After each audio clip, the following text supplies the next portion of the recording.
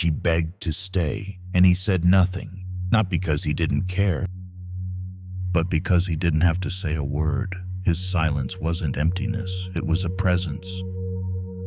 A calm, sovereign energy that told her, this man doesn't chase, that's where it begins, not in what you say. Not in how much effort you put in, but in how much you value yourself, with no audience, no approval, no applause.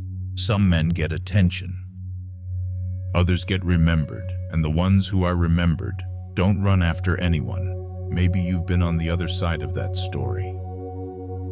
Texting first, waiting on replies, telling yourself that if you just show how much you care, maybe, just maybe, she'll stay. But the more you gave, the more invisible you felt. The closer you tried to get, the further she drifted. You're not alone. That frustration, that ache, it doesn't mean you're broken. It means you've been trying to connect using a map that was never drawn for men like you. Because real attraction, lasting, deep, magnetic, doesn't come from chasing. It comes from standing still.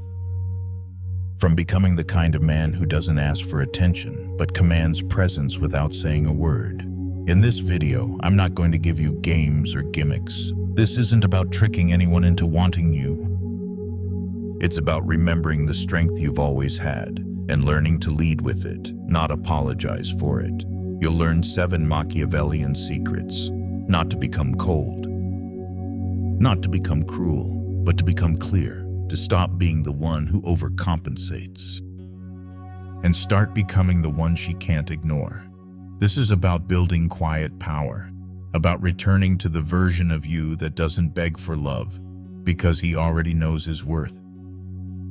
When you stop chasing, you create space. And in that space, she feels something she's never felt before. Curiosity. Respect, desire. So if you're ready, not to play the game, but to change it, then listen closely. This isn't just about women. This is about you, about reclaiming your center. Your calm, your presence. Because when a man learns how to lead himself, he no longer has to chase anyone. And that's when everything starts to shift. Secret 1. Rarity over availability. There was a time when you believed being available made you valuable. When replying instantly, saying yes to every plan, showing up whenever she asked, felt like love. But somewhere along the way, something didn't feel right. You started noticing. The more present you were, the more distant she became. The more effort you gave, the less she seemed to care. And you wondered, what am I doing wrong? But the truth is, it wasn't about what you were doing. It was about what you were giving away without asking anything in return. Your presence, your time, your energy. In a world where everyone is available all the time, rarity becomes a form of power. And Machiavelli understood that power isn't always taken by force. Sometimes it's earned through discipline, through restraint. He wrote, "Men in general judge more from appearances than from reality. All men have eyes, but few have the gift of penetration." When you're constantly visible, constantly responding, constantly eager, you become predictable. And what is predictable loses its weight. What is always there is rarely seen. But when you become rare, you become unforgettable. Availability without boundaries creates emotional poverty. You end up giving everything, attention, effort, time, hoping to be noticed. And instead, you disappear. But something shifts the moment you choose to slow down. when you don't rush to reply, when you stop dropping your plans for someone who wouldn't do the same, when you let silence settle in between the noise. That's when the energy changes, not because you're playing a game, but because you're finally respecting your own presence. Imagine this. Two men want the same woman. One sends messages all day, compliments her every move, rearranges his life for any moment of her time. And the other, he's present when he's there. But when he's not, he's focused. He's building. He's unavailable, not because he's ignoring her, but because his life is full of meaning, and he's not afraid to protect that. Now, ask yourself, which man makes her curious? Which one lingers in her thoughts? It's the second, always the second. Not because he's better, but because he's rarer. Seneca once said, "It is not that we have a short time to live, but that we waste a lot of it." And every time you pour your attention into someone who hasn't earned it, every time you make yourself fully accessible without discernment, you're wasting something more valuable than time. You're wasting your presence. You were not made to be on call like a 24-hour store. You were not made to be convenient. You were made to be intentional, and what is intentional becomes magnetic. People chase what they don't fully understand. They value what they have to reach for. And when a woman begins to wonder why you're not chasing like the rest, when she starts questioning where you are, what you're doing, and why you feel so different, that's when the shift begins. You're no longer reacting to her world. You're anchoring into your own. That is not coldness. That is quiet confidence. That is masculine restraint. That is stoic power. And if you're wondering whether holding back will make her lose interest, ask yourself this: was she truly interested, or just entertained by your availability? You don't need to prove your worth by being easy to reach. You prove it by being hard to replace. And the man who understands this, who guards his energy, his time, and his space, doesn't have to chase anything.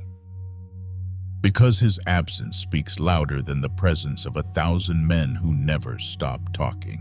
So next time you're tempted to be overly available, to explain, to show up too soon, pause, breathe. Remember that your time is sacred, and the more you treat it that way, the more the world will too. Secret 2. Master the emotional battlefield. You've been there before. She cancels plans at the last minute. She takes hours, maybe days to reply, and suddenly your mind isn't calm anymore. It's loud. You feel that rush of frustration, that need to react, to say something, to make her feel what you're feeling. But what if I told you that's the exact moment where power is either claimed or lost? Emotions aren't the enemy, but your reaction to them. That's what shapes your destiny. And in relationships, especially in the silent games of attraction, this truth becomes sharper than ever. Marcus Aurelius wrote, "You have power over your mind, not outside events." Realize this and you will find strength. But here's the thing. Even when you know that, even when you understand it in theory, it still hurts when someone pulls away.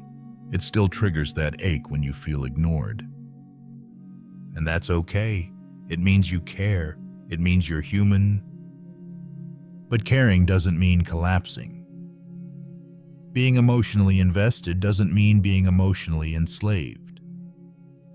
You can feel and still stay grounded. You can care and still choose your response. Imagine this. A man gets ghosted after 3 dates. He explodes, sends a long message, asks what went wrong, then apologizes for being emotional. But by then, it's too late. His emotional volatility didn't bring him closer. It pushed her further. Now imagine another man, same situation. But instead of reacting, he breathes. He feels the sting, yes, but he doesn't act from it. He doesn't send a paragraph. He simply carries on, stays composed, self-contained. Who leaves the deeper impression? It's not about pretending you don't care. It's about not letting pain become your identity. Emotional mastery isn't about suppression. It's about sovereignty. It's knowing that no text, no silence, no delay gets to control your worth. It's resisting the temptation to perform, to panic, to plead. Machiavelli said, "The first method for estimating the intelligence of a ruler is to look at the men he has around him." But I'd argue this. The first method for measuring the strength of a man is watching how he responds to discomfort. When someone provokes you, do you flinch? Do you lash out? Do you fall into a spiral of needing to explain, to fix, to be validated? Or do you sit still? Do you observe? Do you let the storm pass, untouched by its wind? Because that man, that one who stays composed in uncertainty, he's unforgettable. He becomes the quiet contrast in a world full of emotional noise. He doesn't crumble when tested. He doesn't overreact when ignored. He doesn't chase closure where there was no commitment. He becomes the one she can't shake. Not because he begged for attention, but because his calm became the very thing she didn't expect and couldn't forget. Seneca wrote, "A wise man is content with himself." That's not arrogance. It's emotional authority. It's knowing that your peace is not up for negotiation, that no external chaos has the right to rewrite your inner code. So the next time you're tested, when you feel the heat rise in your chest, when you hear that voice inside say, "You have to do something right now," pause, breathe, let that fire burn quietly. Then choose your action, not from fear, not from scarcity, not from needing her to soothe it, but from your grounded place of power. Because in the emotional battlefield, the man who reacts loses, but the man who responds with clarity, with calm, with patience, wins without ever raising his voice. And if she ever comes back, she won't say it was your intensity that drew her in. She'll say it was something deeper, something she couldn't name at the time, but now she realizes it was the way you held your ground when every other man fell apart. That is the magnetism of a sovereign man. And that battlefield, it's not out there. It's inside you. Win it, and you never chase anyone again. Secret 3. Don't reveal everything. You meet someone new. There's excitement, a spark, you want to connect. So you open up. You share your childhood wounds, your dreams, your fears, hoping it builds intimacy, hoping it brings you closer. But somewhere in the silence that follows, you sense something shift. She stops texting back with the same energy. The connection fades. And you're left wondering, what did I do wrong? You were sincere. You were honest. You gave her everything. But that was the problem. What is fully revealed too soon loses its weight. Machiavelli understood this. He wrote, "Everyone sees what you appear to be. Few experience what you really are." There's a reason for that.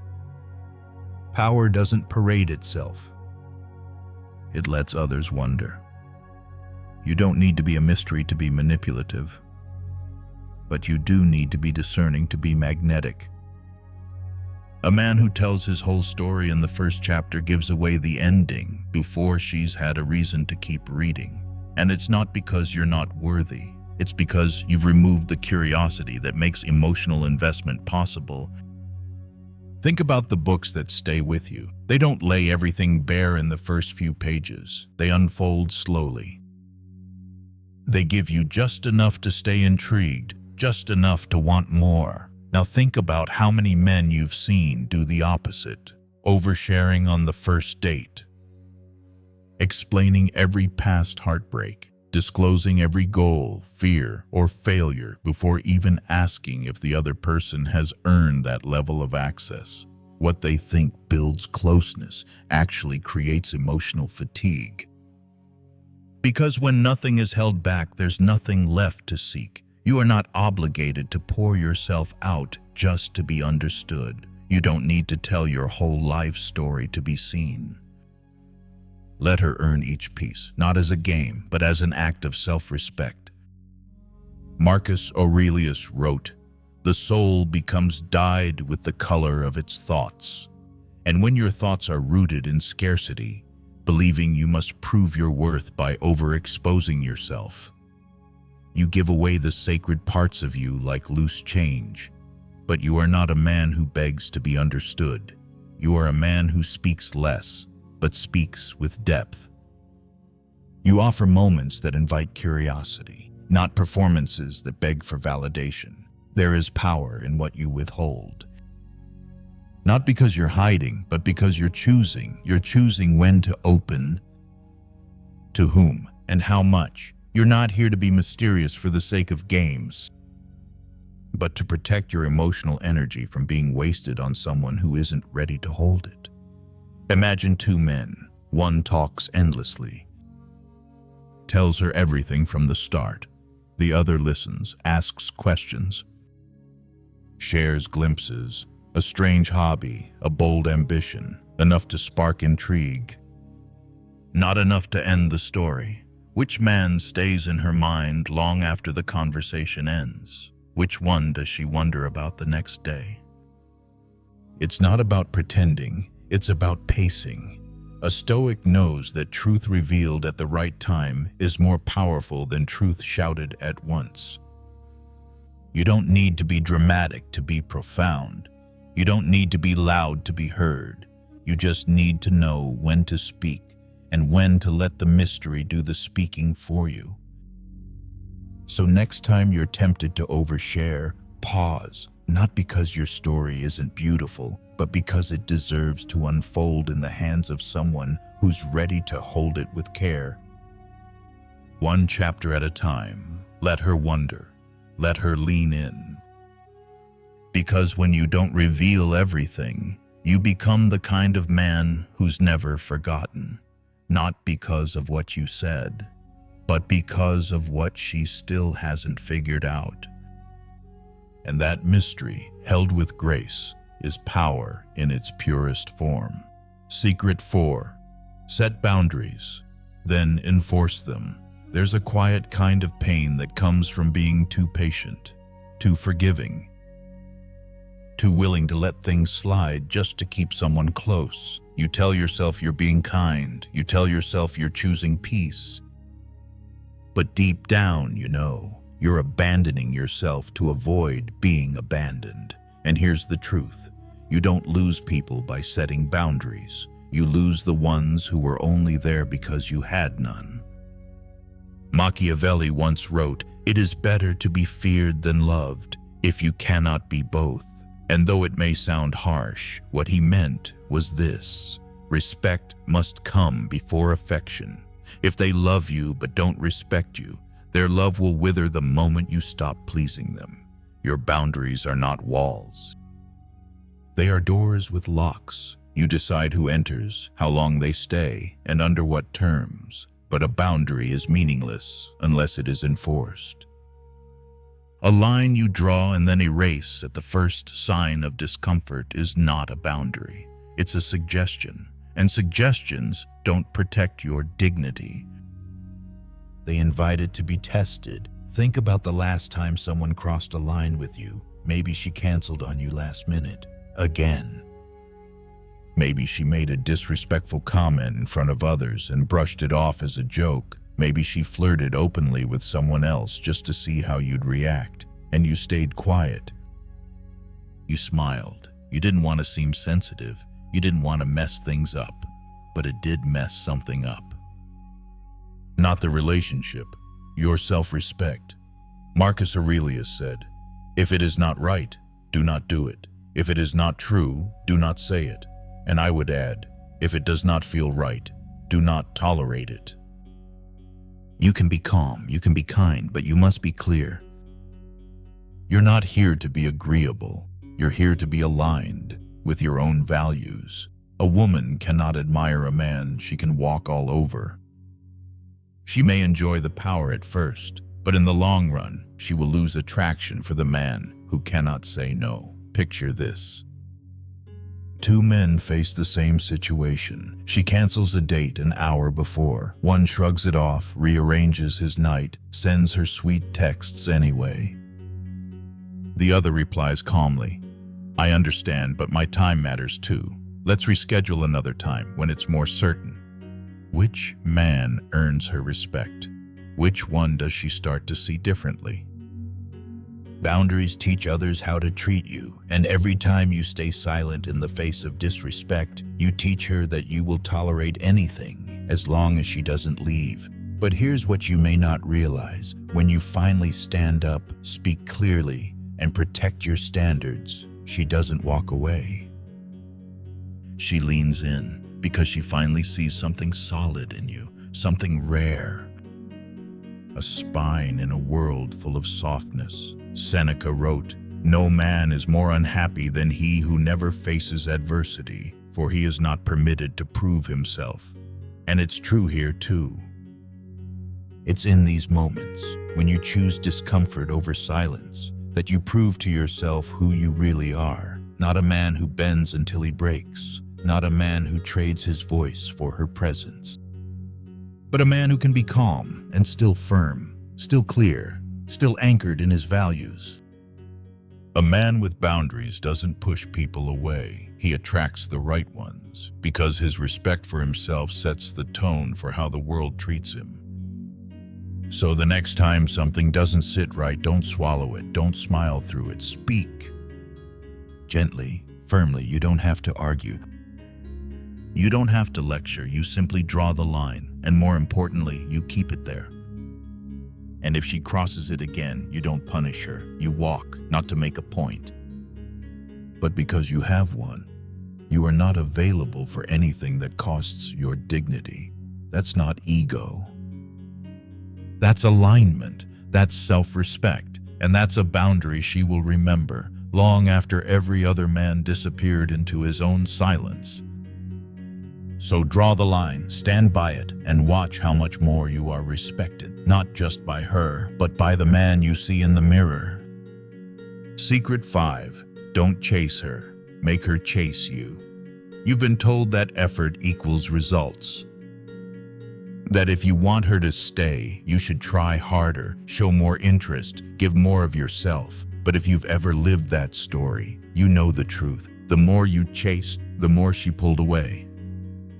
The more you gave, the less she valued it. And deep down, you started feeling like you were running after someone who wasn't even looking back. Let me tell you something you may not have heard enough. You were never meant to chase. Not because you don't care, but because your energy is not made to beg. It's meant to lead. Machiavelli once said, "It is much safer to be feared than loved when one of the two must be lacking." And while love should never be replaced by fear, what he pointed to was this: power is built in presence, not pursuit. If you have to chase love, it is no longer love. It becomes negotiation. And the moment your attention becomes a currency to buy approval, you've already lost your value. You don't need to chase someone who sees your worth, but to be seen, you have to first return to yourself. Chasing begins where self-worth ends. When you abandon your purpose for her presence, when you check your phone every hour hoping for a reply, when your mood rises and falls based on how she acts. But the man who makes her chase doesn't try to be wanted. He simply lives in a way that makes him unforgettable. Imagine this. One man is always around, always checking in, always adjusting his schedule to fit hers. And the other, he's present when he's there, attentive, kind, grounded. But when he's gone, he's building something. Focused, unavailable, not because he's ignoring her, but because his life already has depth. Which man becomes the one she thinks about when she's alone? Which one feels like a reward, not a guarantee? Marcus Aurelius wrote, "Waste no more time arguing what a good man should be. Be one, and that is your shift." From proving to becoming, from convincing her to stay, to becoming someone she doesn't want to walk away from. Here's the paradox of pursuit. The less you chase, the more you're chased, but only when your life is full. Not when you withdraw as a tactic, not when you pretend to be busy. But when you truly are, when you chase, your world orbits around her. But when you lead, she feels pulled into your orbit. Not because you asked, but because you moved with clarity, with presence, with direction. Seneca once said, "He who is brave is free." And I'd say, he who stops chasing becomes free to be chosen. Because the chase is not only exhausting, it's insulting to your soul. Every time you chase someone who doesn't reciprocate, you whisper to yourself that you are not enough as you are. That you have to do more just to be seen, but you are enough when you are anchored, when you are still, when you are selective with your energy, when your time is earned, not handed out hoping to be liked. This is not about playing games. This is about remembering that you are the prize, that your presence is a privilege, that your attention has weight, if you believe it does. And the man who stops chasing becomes a mirror. He shows her what it means to rise to his level, not out of arrogance, but out of quiet respect for his own becoming. So if you're tired of running, stop, not to make her chase, but to return to your center, to your path, to the version of you that doesn't need to prove anything, because he knows where he's going. And in that stillness, that silent confidence, something strange happens. She notices, she wonders, and slowly she begins to chase what you no longer seek, because you're no longer available for attention that doesn't match your energy. You're not here to impress. You're here to embody, and when you embody depth, purpose, and calm strength, you don't chase anyone. You attract everything that's aligned. Secret 6. Become the man who walks away with dignity. There's a quiet strength in walking away, not out of anger, not to punish, but because you finally realize your self-worth isn't up for negotiation. You've probably been in that place before, where you stayed longer than you should have, where you kept giving, kept explaining, kept hoping that maybe, if you just hold on a little tighter, she'll change, she'll choose you, she'll see your value. But let me ask you, at what cost? How many parts of yourself did you silence just to keep the peace? How many lines did you let blur before you realized the respect was fading? Not just hers, but your own. Walking away isn't weakness, it's leadership. It's the moment you stop performing for love and start returning to your center. It's not about pride, it's about preserving your dignity in a world that often rewards those who lose themselves just to be accepted. Machiavelli wrote, He who seeks to deceive will always find someone who will allow himself to be deceived. But here's the twist. Sometimes the person you deceive the most is you. By pretending everything's fine, by convincing yourself that her attention, even if inconsistent, is better than being alone. But there's a line. And once it's crossed, something inside you whispers, "Enough." That voice is sacred. Don't ignore it.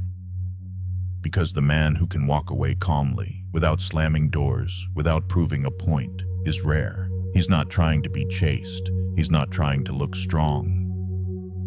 He simply knows who he is, and that quiet knowing speaks louder than any argument ever could. Imagine this. A woman pulls away. She's inconsistent. She tests you. She flirts with disrespect. One man panics. He sends long messages. He asks, "What did I do wrong?" He offers more, hoping to be enough. The other man feels it too, but instead of chasing, he breathes. He accepts what is, and then, without drama, he exits, with calm, with class, with clarity. Which one stays in her mind longer? Not because of how loud he left, but because of how solid he stayed. Epictetus said, "Freedom is the only worthy goal in life. It is won by disregarding things that lie beyond our control. And few things are more out of your control than how someone feels about you." You can't force love. You can't demand respect, but you can command your exit when those things are no longer offered freely. That's when you shift from being someone who waits to someone who chooses, from being someone who reacts to someone who responds. When you walk away with dignity, you're saying something powerful, not just to her, but to yourself. You're saying, "I am no longer available for half-hearted effort. I am no longer staying where I'm not seen. I am no longer investing where the return is emotional confusion." And here's the most honest truth. When you can walk away, you're no longer trapped. You're free. You're no longer the man who hopes she sees your value.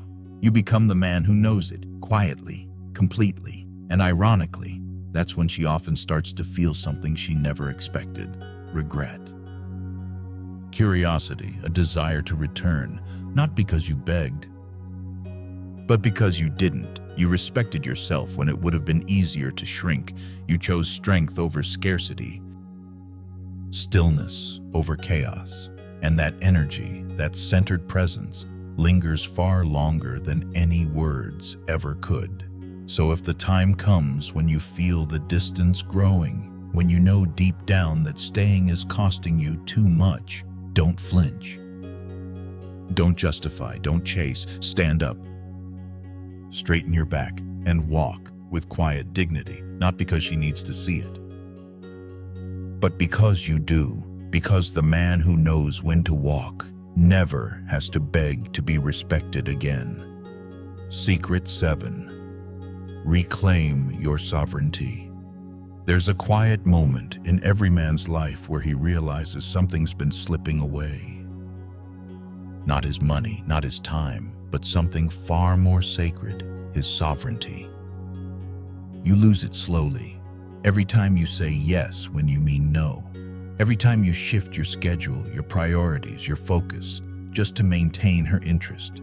Every time you wait by the phone instead of building your world. It doesn't feel like weakness at first. It feels like connection, like love, like compromise. But the truth is hard and simple. The moment you orbit someone else's life instead of standing firm in your own, you are no longer the man she fell for. You've become a shadow of your former strength, available, eager, and slowly forgettable. Machiavelli wrote, "A prince must lay strong foundations, otherwise he will crumble." He wasn't just talking about politics, he was talking about presence. About the man who leads, not through control or dominance, but through inner direction. Sovereignty is not about isolation. It's not about doing everything alone. It's about owning your path. Before you invite anyone to walk beside you, you are not here to be consumed by her world. You are here to build yours. Brick by brick, with purpose, with clarity, with depth. Ask yourself, who were you before you met her? What did your mornings look like? What drove you out of bed before dawn? What did you dream of when no one else was watching? Because somewhere along the line, many men give it all up. Their focus, their mission, their structure. And they replace it with her needs, her attention, her validation. But here's the truth most won't tell you. She doesn't want to be your purpose. She wants to feel safe beside a man who already has one. Marcus Aurelius said, "A man's worth is no greater than the worth of his ambitions." So what are yours? When was the last time you worked towards something that demanded the best of you? That required consistency, solitude, and strength? Because when you're anchored in your direction, you don't beg for love. You invite it from a place of wholeness, not hunger. You're not chasing attention. You're choosing connection, and you're choosing it with discernment. Picture this. Two men in a relationship. One drops everything the moment she calls. He skips workouts, delays business goals, forgets his friends. He becomes entirely available, thinking that's what love looks like. The other, he cares deeply. But he protects his rhythm. He trains, he builds. He reads, he works, not as a rejection of her, but as a reflection of himself. Which man keeps her respect? It's not about being distant, it's about being centered. Seneca once wrote, "He who is everywhere is nowhere." If you're always emotionally available, always saying yes, always present, where are you in all of it? Sovereignty doesn't mean shutting others out. It means not handing over the keys to your emotional kingdom. It means she enters your world, not becomes your world. It means she sees your direction, your values, your focus, and decides to walk beside them, not in place of them. And when you live this way, something shifts. She starts to lean in, not because you chased, but because you didn't need to, because she senses your power, not in your words, but in your presence.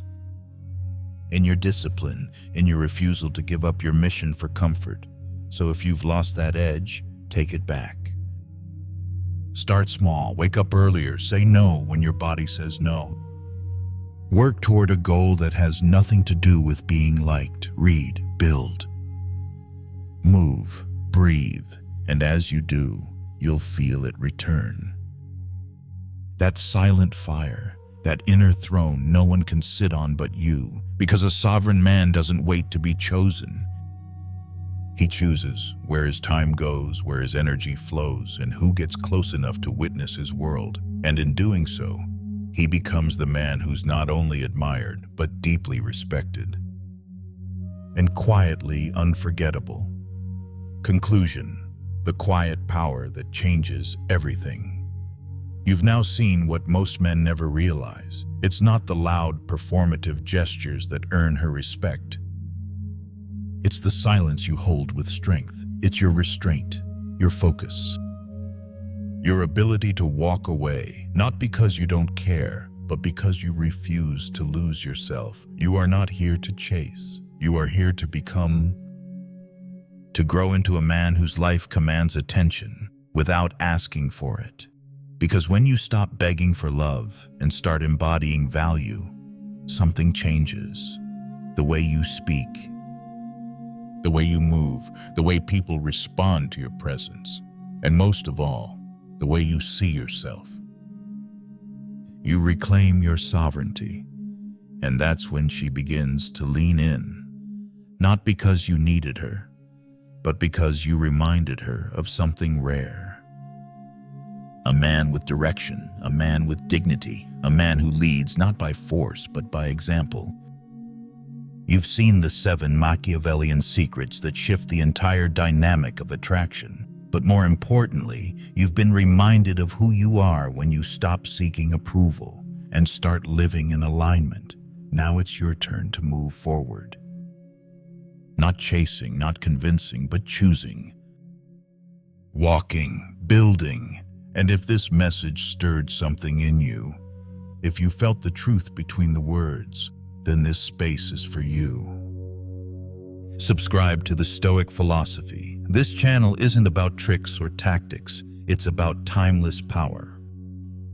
About reclaiming the stillness, presence, and direction you were born with. Because when you lead yourself, you'll never need to chase anything again.